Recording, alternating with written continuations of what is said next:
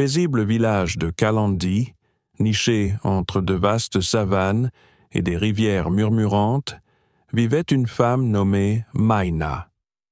Connue pour sa générosité, elle partageait tout ce qu'elle possédait, même lorsque ses propres réserves étaient maigres. Son sourire chaleureux et ses mains toujours tendues faisaient d'elle une lumière dans le cœur des villageois. Un jour, une sécheresse implacable s'abattit sur Kalandi.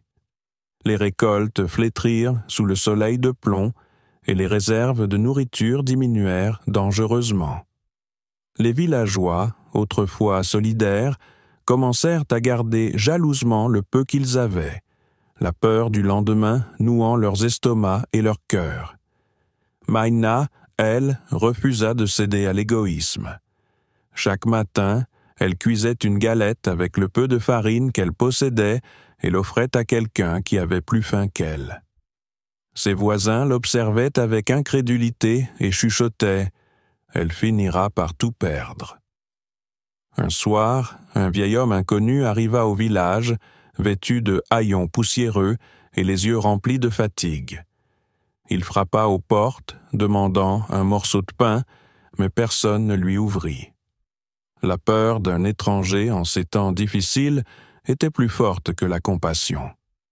Lorsque Maïna entendit parler de lui, elle lui fit signe d'entrer dans sa modeste case. Elle lui servit sa dernière galette et un peu d'eau sans hésiter. Le lendemain matin, à la stupéfaction des villageois, une pluie abondante se mit à tomber, trempant la terre assoiffée. L'air vibrait d'un parfum d'espoir. Mais ce qui les surprit encore plus fut la transformation du vieil homme. Il se tenait droit, vêtu d'un pagne éclatant, son visage autrefois ridé rayonnant d'une jeunesse divine. Il révéla alors sa véritable identité. Il était un esprit bienveillant venu tester le cœur des hommes. Touché par la bonté de Maïna, il bénit le village. Les champs reverdirent miraculeusement et les greniers se remplirent à nouveau.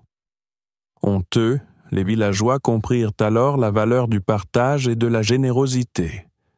Depuis ce jour, une coutume naquit. Chaque famille devait mettre de côté une part de ses récoltes pour ceux qui en avaient besoin, en mémoire de Maïna et de la leçon qu'elle leur avait enseignée. L'histoire de Maïna devint une légende transmise de génération en génération, rappelant que donner avec le cœur ne diminue jamais nos richesses, mais les multiplie au-delà de toute attente.